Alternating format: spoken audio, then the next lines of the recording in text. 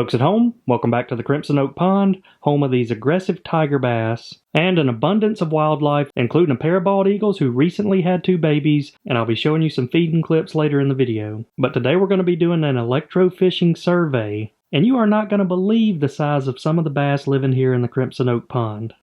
I was literally blown away. But this is going to be an action-packed video, especially if you're a fan of aggressive bass, because this warm spring weather has them fired up.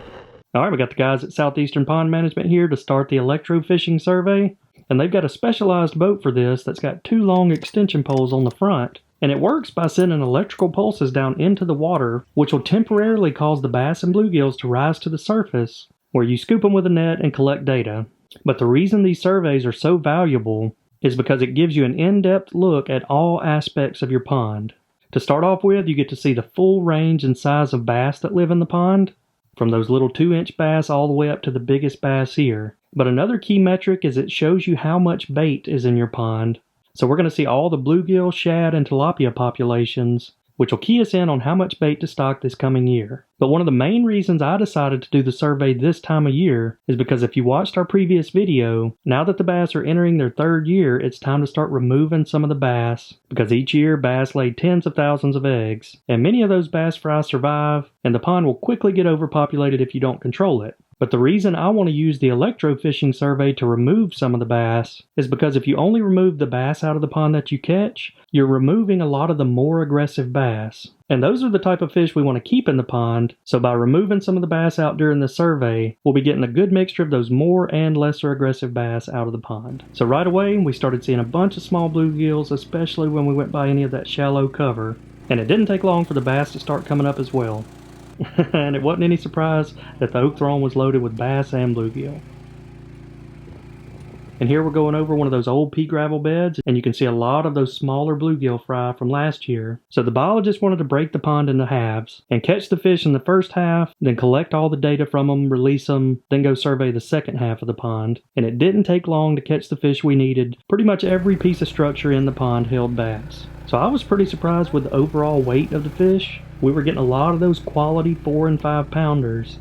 But I was really shocked when I saw this next fish. And this is one reason I love this fishing survey, is because it shows you things about your pond that you wouldn't typically ever get to see. So this is an adult gizzard shad, and we've never stocked any gizzard shad in the pond, because as you can see, they can grow to over a pound and get so big that the bass can't eat them. So it's interesting to see that at least one gizzard shad lives in the pond, and we're going to go into depth on that here in a minute. So at this point, we were almost done with surveying the first half of the pond, and as we were working our way back to the dock, we had a giant female bass come from directly beneath the dock. Now it's time to analyze some of these fish and look at some of the data. So one really interesting thing the biologist did is they added an anesthetic to the live well, and that helps to calm these fish down so that while we're weighing them and getting the measurements, they're not fighting us. So here's a look at that giant bass that was under the dock.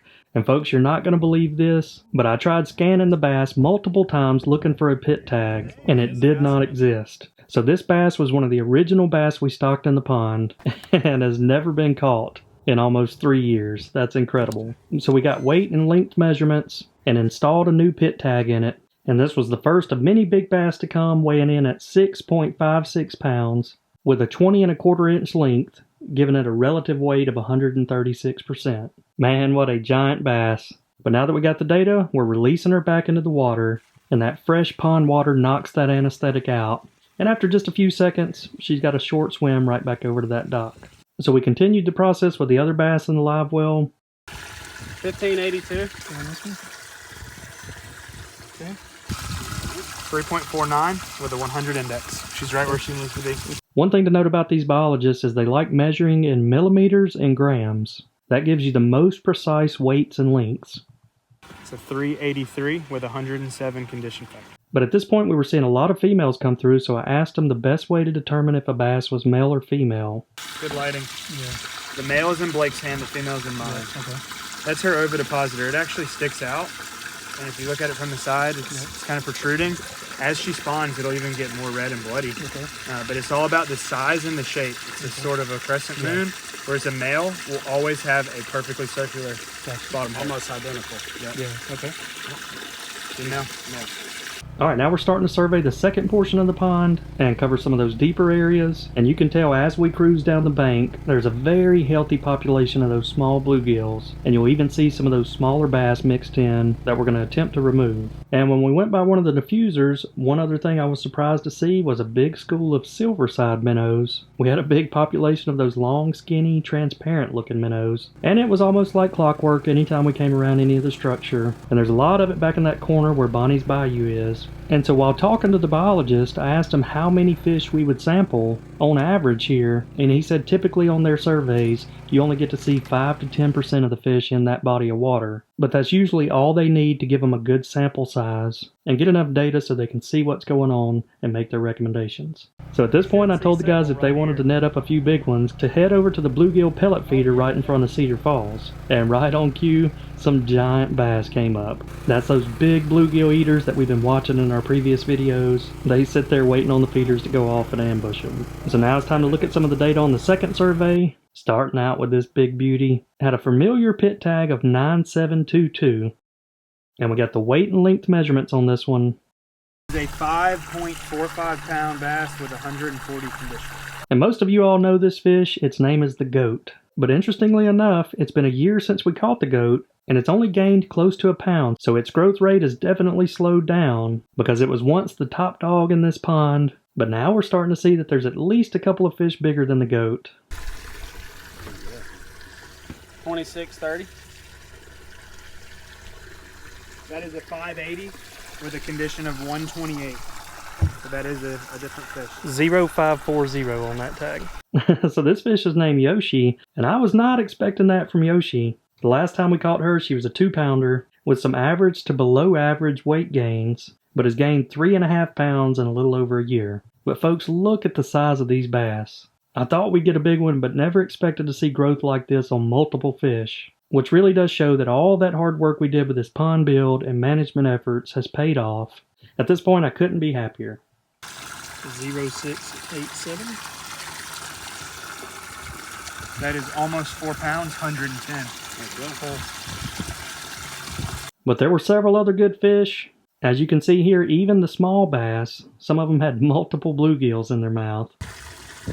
2293. 5.1 pounds, 117. Add bait fish and just ensure that we have the proper size for everything. This bar graph here is very much an indicator of what's going on. Okay.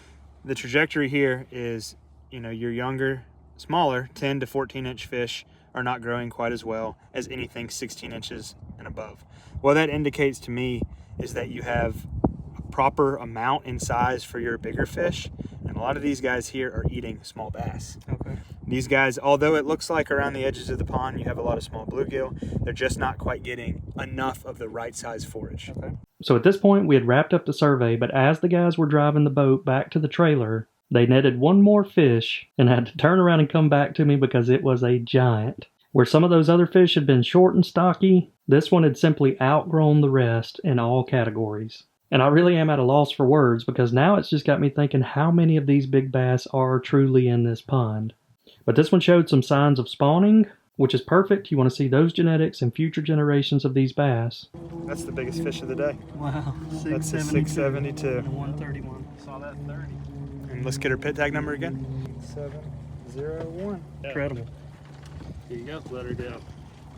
See you next year.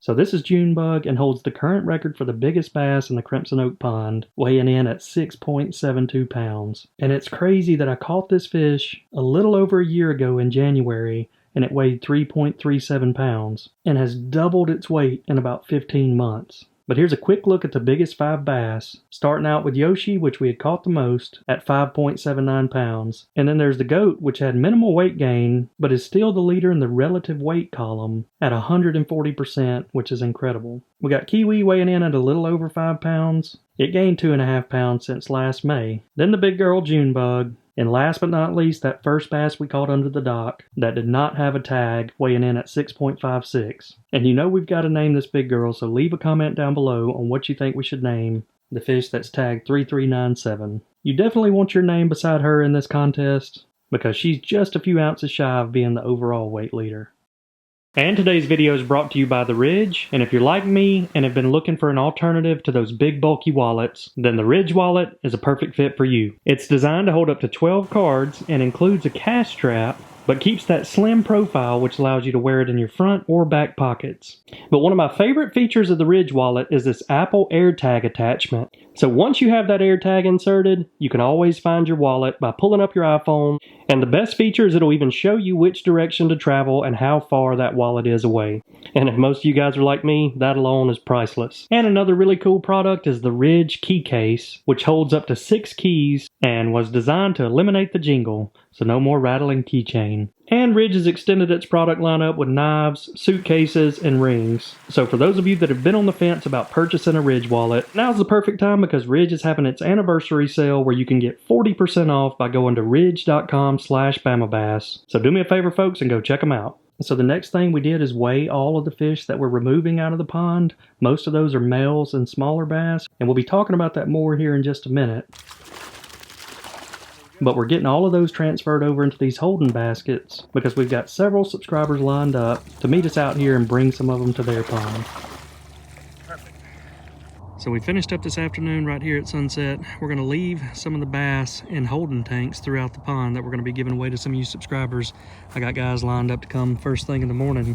But if you notice, I'm looking all the way around the pond's edge and not a single bluegill or bass didn't survive the shocking, so that's pretty incredible. All right, more on the fish survey here in just a minute, but now let's check in on Cedar Falls. We have all the bass lined up here and have a special treat for you today as we got some of the most explosive topwater action that we've gotten all year during today's feeding. We're also starting to see some spawning action you'll be seeing here in just a moment. But first, let's take a dive underwater and see this highlight reel. So while we watch some of these feeding clips, we'll talk a little bit more about the survey.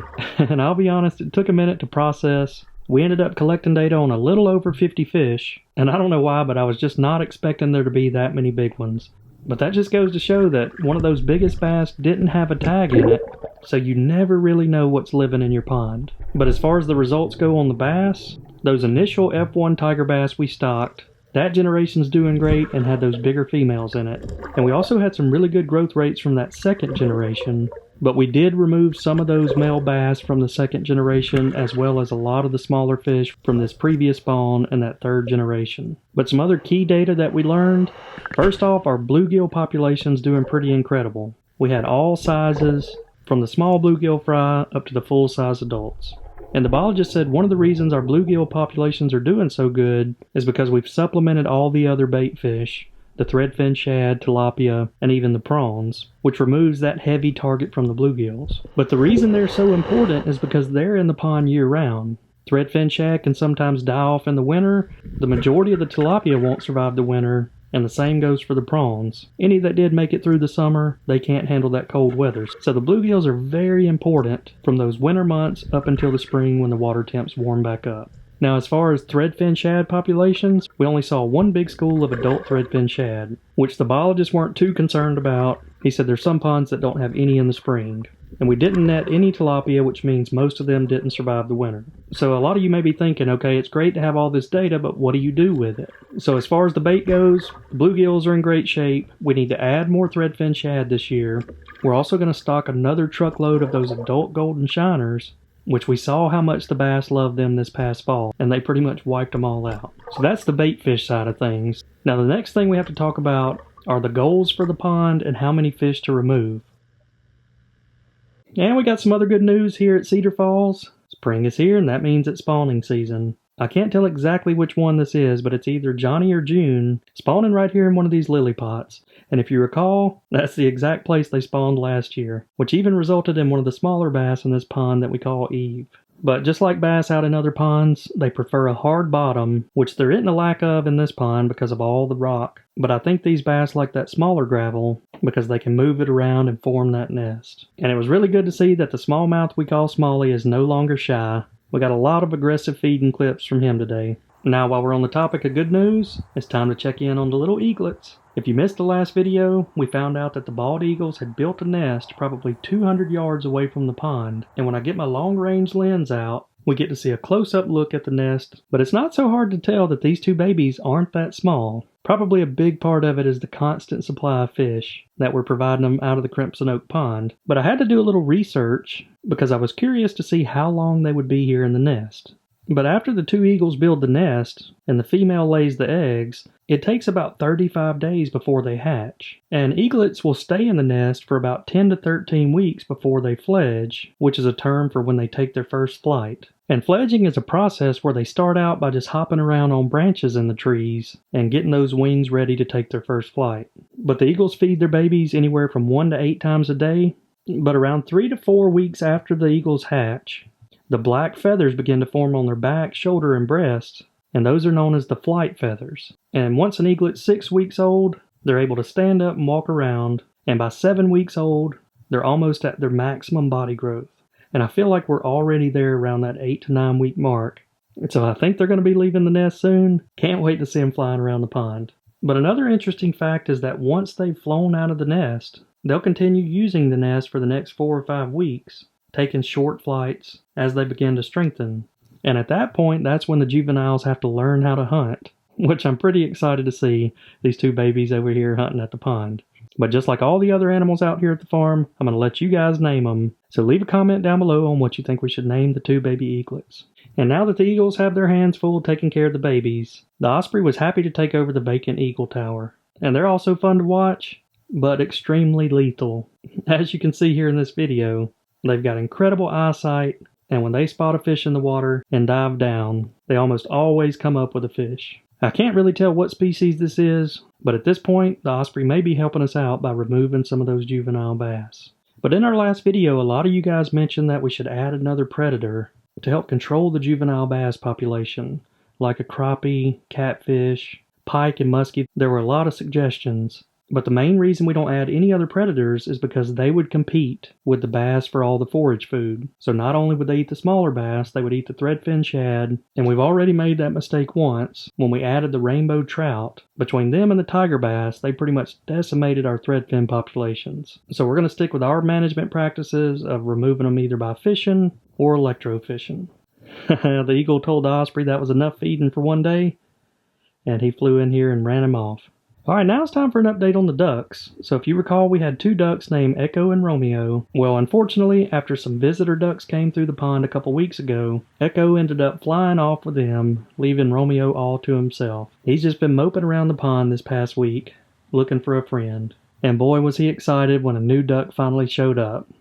I'm not 100% sure what type of duck this is because it wouldn't ever land in the pond, but it's the smaller duck, and my guess would be something like a wood duck. And you can see Romeo following him around, probably trying to get him to land. But I don't think the wood duck feels quite comfortable enough yet, and it looks like he's even going to draw him away from the pond. So hopefully Romeo will come back, but if not, maybe we'll see you guys next year.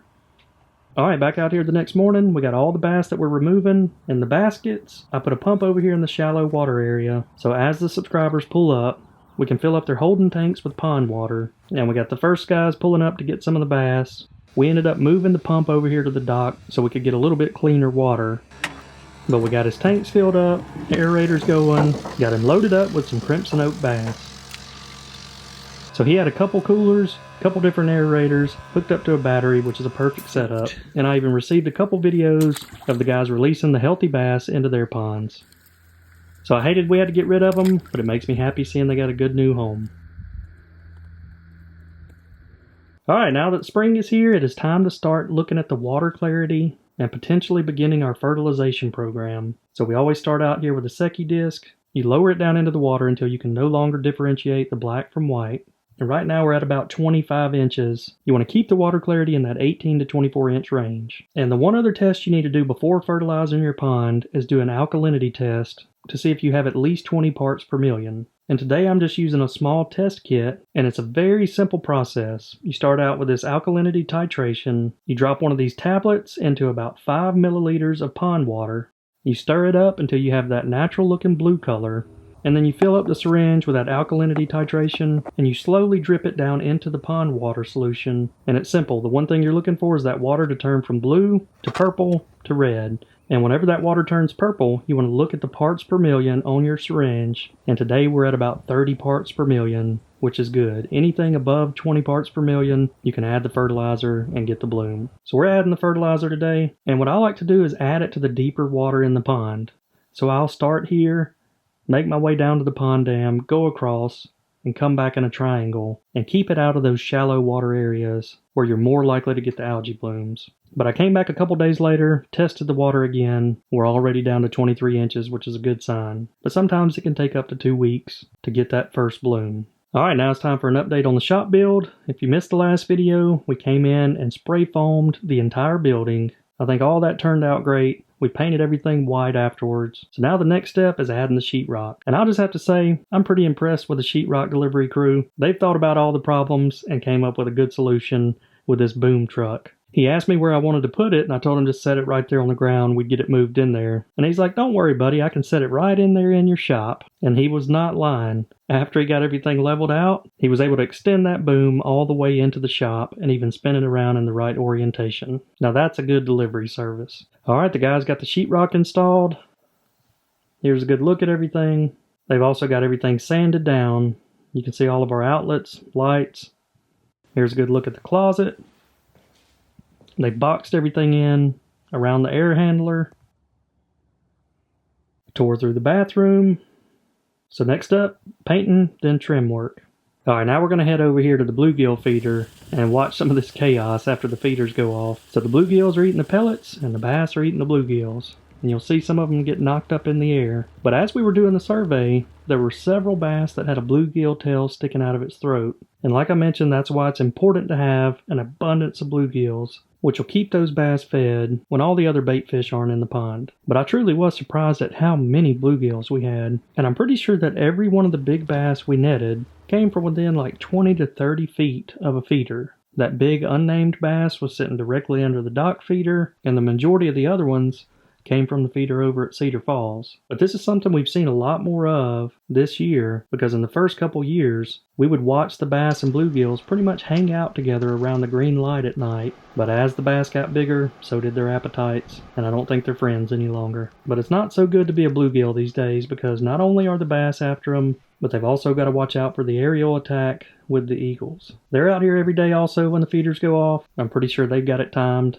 Now let's check in on some wildlife at the swamp cameras. And folks, I was pretty worried when I first saw this clip, because otters can be one of the worst enemies of a bass pond. But the more I looked at this big guy, I'm pretty sure he's a beaver. First one we've ever seen out here on the property.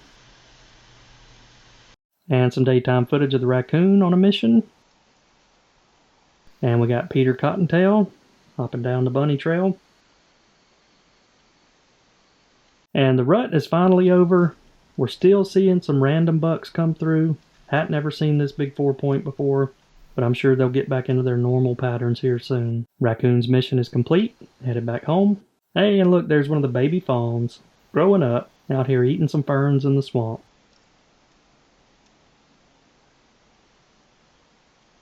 And some more daytime raccoon footage. Think he's checking out the camera. Hey, George Jones, the possum.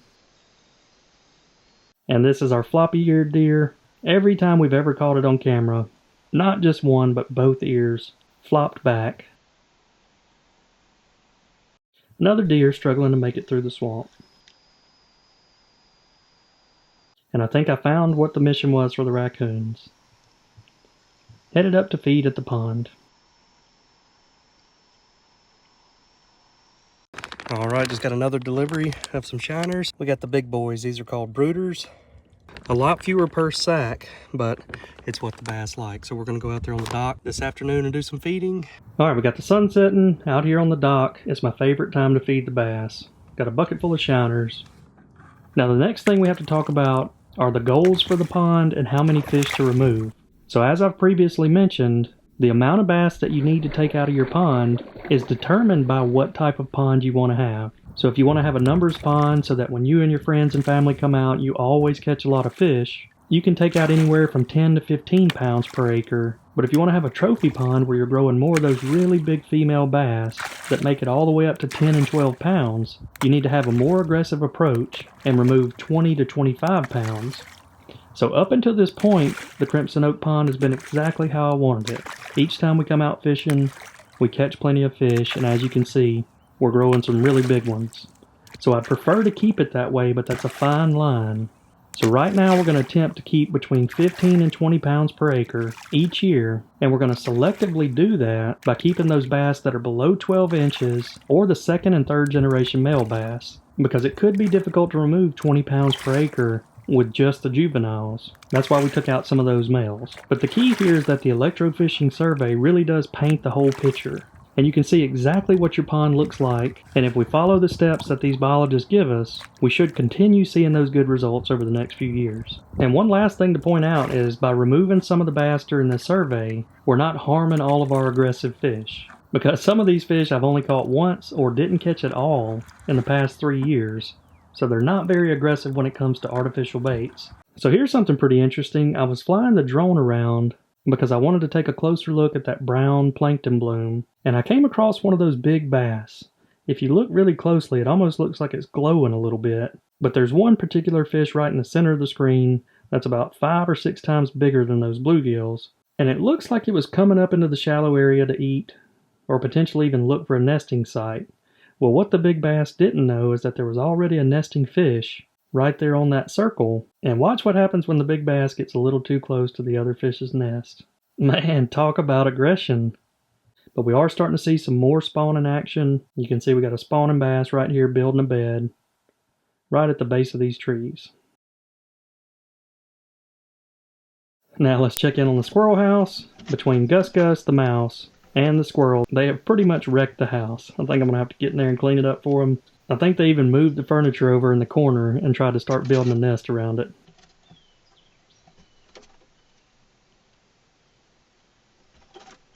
He says I'm out of here. But we even had a little birdie stop by and check it out. But I don't think this one's going to be turning into a birdhouse anytime soon. Now let's check in on the cameras down at the half acre. Mr. Buck Deer coming in and running the raccoons off. We got a big group of does out, which always leads to fighting.